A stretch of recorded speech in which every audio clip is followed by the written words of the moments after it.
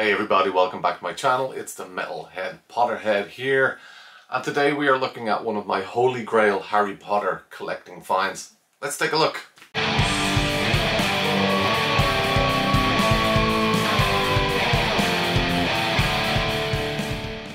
Okay, so I posted up on my Instagram recently. I did a poll. Should my next video be a Harry Potter Holy Grail that I found, or should it be my Harry Potter Polly Pocket collection? So people voted for the Holy Grail. I've been looking forward to doing this video for over a year and a half. It's literally sat in a drawer because I was going through the turmoil of my house move. So this is one of those items that I don't know how often they turn up, but it is super expensive.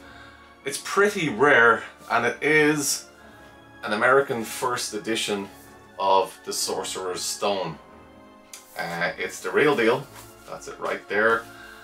And before I show you a bit more about it, I'm going to tell you the story, and I want to know your thoughts on this. Like, am I a bad person, or is this just normal?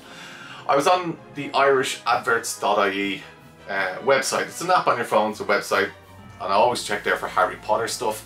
And I seen a guy in the north of Ireland, up in not in Northern Ireland, oh god, this is going to get all political, but in the north part of the country, in a region called Donegal, which is still part of the Republic of Ireland.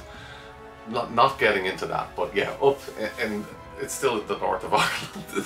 But anyway, it was an antique shop. An antique seller there was selling a Harry Potter first edition, he said.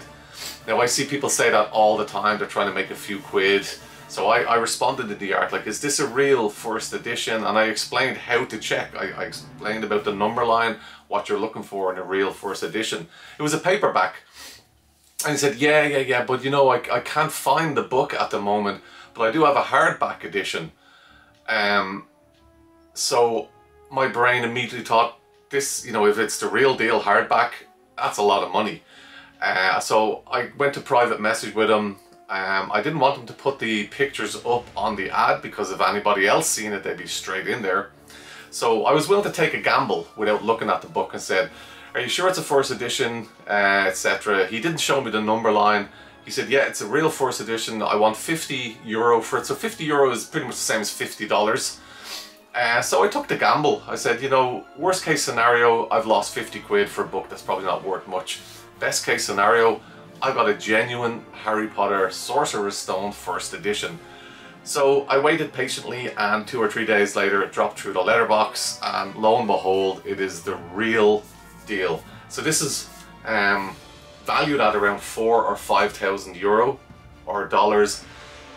He would never sell it for that. I see it sell around 2,000 euro, $2,000. That's what it will regularly sell at. What something is valued at, you know, will never sell for that kind of price unless you're very lucky or someone is willing to pay for it. So yeah, you'll see on eBay a few of these have sold for 2,000. It's not the same as the UK first edition, first printing, where that would regularly sell for 60, 70, 80,000 euro, dollars. I say regularly, they very rarely come up because only 500 of them were actually physically printed. Whereas a year or so later, 1998, I think, was it this in 98? Hold your horses there. Yeah, October 1998 this was released, and they made 30,000. I hate saying 30 because the Irish, the way we pronounce it, 30.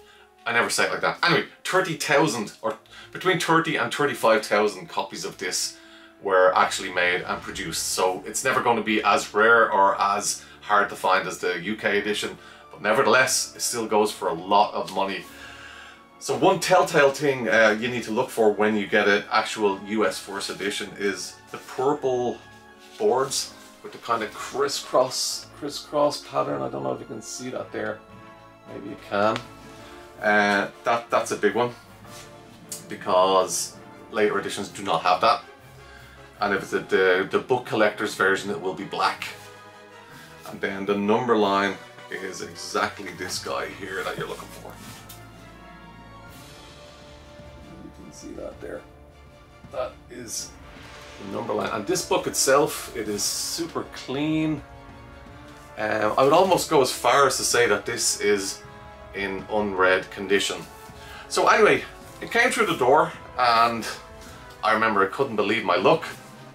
I've just paid €50 for a book that's worth €2,000. That's worth 4,000 or 5,000 euro, but would sell for about €2,000. So then I mentioned to a friends, and they were like, a few friends, and they were saying, oh, what about the poor guy that sold it to you for 50 quid? And I'm like, well, what about him? I've given him what he wanted. I see a few people in the video game collecting world, excuse me, that will lowball people, buy something, and then they'll sell it on for profit. You know, they flip them. I've no intention of flipping this. I paid what the guy wanted. This is now the star piece in my Harry Potter collection. I'm not going to make €2,000. I'm not going to make any money for me to share. I wouldn't pay 2,000. I don't have €2,000 spare to pay for a book like this.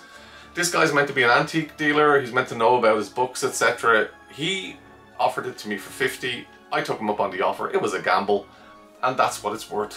So I personally don't feel bad about it.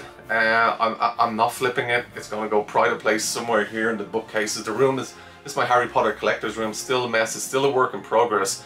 But eventually this will be behind a display cabinet as one of my pride pieces. So, interesting to see what you guys think. What would you do? Should I feel bad? I don't. And I guess no matter what you say, I'm not going to feel bad. I gave the guy what he wanted, and I now have a Holy Grail in my collection. Look how beautiful it is. It is so beautiful. I love it so much. It's my Holy Grail. So there you go, guys. That's my Harry Potter Holy Grail. Hope you enjoyed the video. Let me know in the comments what you think, good or bad. And I'll see you on the next video. Bye.